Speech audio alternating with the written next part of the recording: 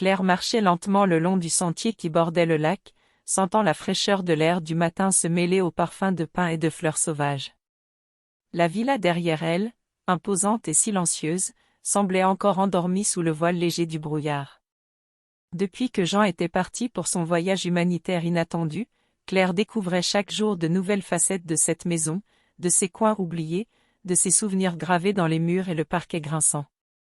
Elle descendit vers la cuisine, où les rayons du soleil pénétraient à travers les grandes baies vitrées, illuminant les vieux meubles patinés et les tasses encore humides de thé. Camille, sa fille, était déjà là, occupée à trier de vieux albums photos qu'elles avaient retrouvés dans un placard poussiéreux. La jeune fille souriait doucement en pointant des visages flous sur les images, et Claire s'agenouilla près d'elle, observant les traits de ses ancêtres avec une attention particulière. « Regarde, maman, c'est toi, ici, et là. » murmura Camille, excitée et fière. Claire sentit une chaleur inhabituelle lui remonter au cœur.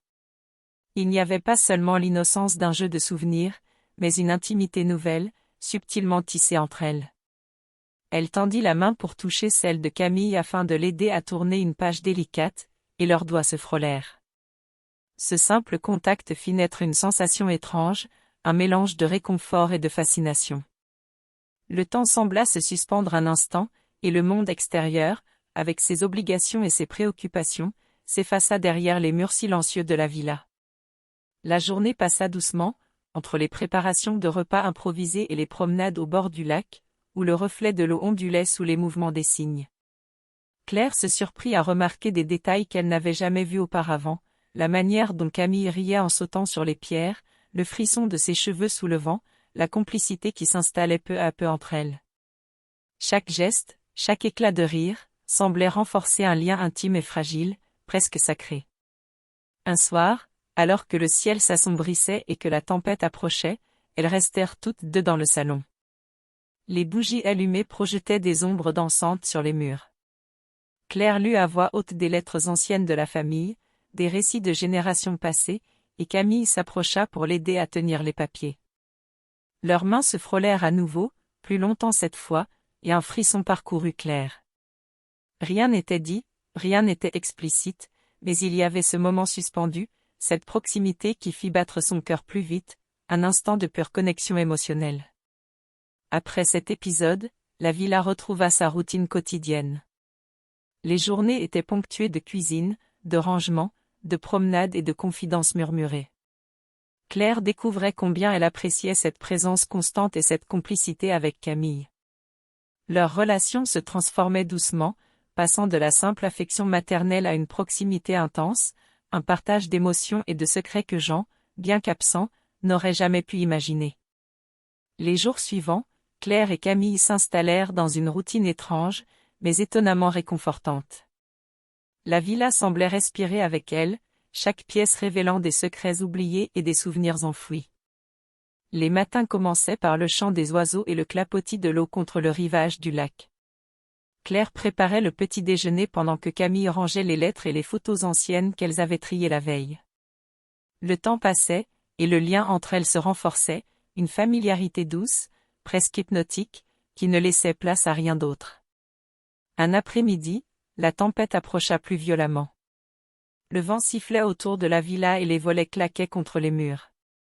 Claire et Camille s'installèrent près de la grande cheminée, leurs épaules presque touchantes alors qu'elles cherchaient à se réchauffer. Elles se racontèrent des histoires de leur enfance, des anecdotes oubliées et des rêves que chacune portait au fond d'elle. C'était un moment suspendu, où le monde extérieur n'existait plus. À un instant précis, alors qu'elle riait d'une vieille photo, Claire sentit Camille se rapprocher davantage pour partager un geste de réconfort, leurs mains se touchant de manière prolongée. Ce simple contact, innocent en apparence, fit naître une tension délicate et imperceptible, un frisson partagé qu'aucune ne pouvait ignorer. Après cet instant, elles continuèrent leurs activités quotidiennes, mais avec une complicité nouvelle. Claire découvrit que Camille avait des talents pour la peinture et la décoration, et elles passèrent plusieurs après-midi à réorganiser certaines pièces de la villa, à choisir des couleurs, à accrocher des tableaux et des photos anciennes. Leurs discussions, légères en surface, portaient toujours une profondeur cachée, chaque mot échangé révélait des émotions, des peurs, des désirs refoulés. Une nuit, la pluie battante empêcha toute sortie.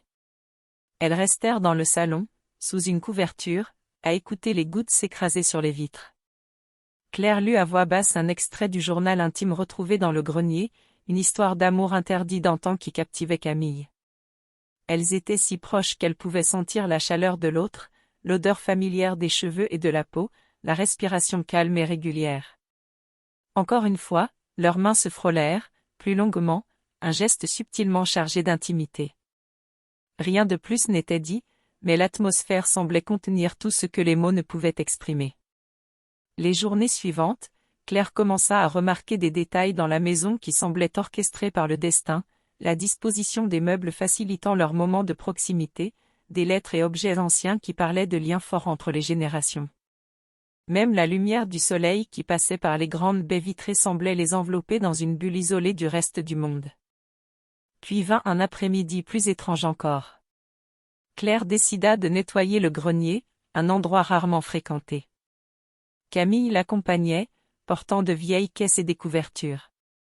Le grenier, avec son plancher en bois grinçant et ses poutres apparentes, sentait la poussière et le temps passé. Alors qu'elles déplaçaient ensemble un grand coffre ancien, leurs bras se touchèrent, un frôlement discret mais prolongé, et un sourire timide passa entre elles.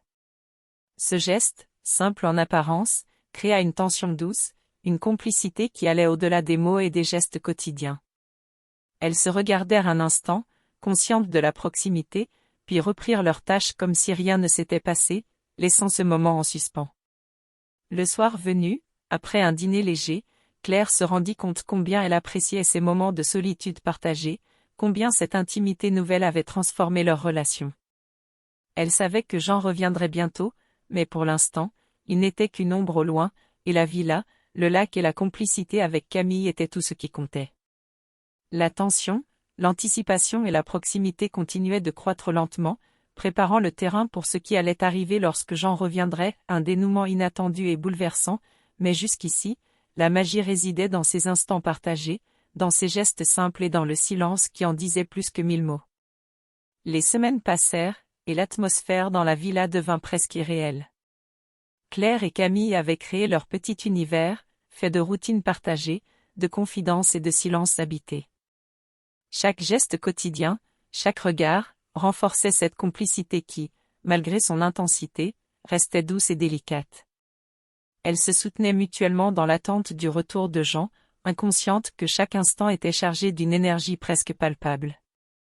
Un matin, alors que le soleil se levait à peine sur le lac, Claire sentit un frisson parcourir son échine. Elle et Camille étaient assises sur le banc du jardin, observant les cygnes glisser sur l'eau calme.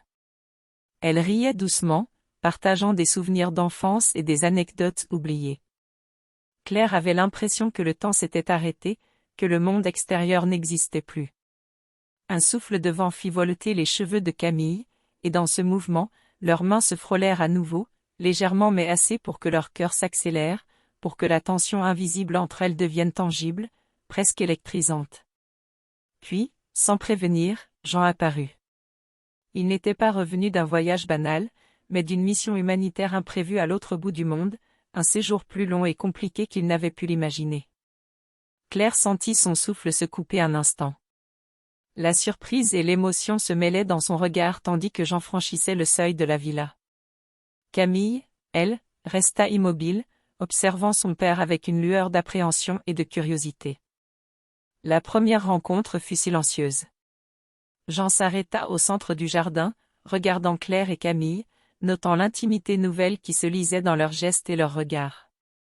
Il comprit immédiatement que quelque chose avait changé, sans avoir besoin d'explication. Il n'y avait aucune accusation dans son regard, seulement une conscience des liens profonds qui s'étaient tissés pendant son absence. Les jours suivants furent délicats. Claire ressentait une tension étrange. La présence de Jean ramenait la réalité, mais la complicité avec Camille continuait d'exister, subtile et enveloppante. Elles continuèrent leurs activités quotidiennes, promenades, lectures, décoration de la villa, mais désormais avec une conscience nouvelle. Chaque geste était chargé de nuances, d'émotions et de souvenirs de ces semaines passées seules. Puis vint le soir décisif. Une tempête éclata au-dessus du lac, le vent hurlant et la pluie frappant les fenêtres. Jean devait préparer un discours pour un événement humanitaire à venir, et Claire et Camille se réfugièrent dans le salon, les rideaux tirés, la lumière des bougies créant un cocon chaleureux. Elles se rapprochèrent pour lire ensemble un vieux journal familial, comme elles l'avaient fait à maintes reprises. À un moment précis, les mains se touchèrent légèrement sur les pages, un geste familier, intime, qui rappelait les semaines passées. Ce contact était bref, mais suffisant pour que toute l'intensité de leur lien invisible ressurgisse, délicatement, sans un mot. Et puis vint le moment du retour à la réalité. Jean entra dans le salon, et l'atmosphère se changea instantanément.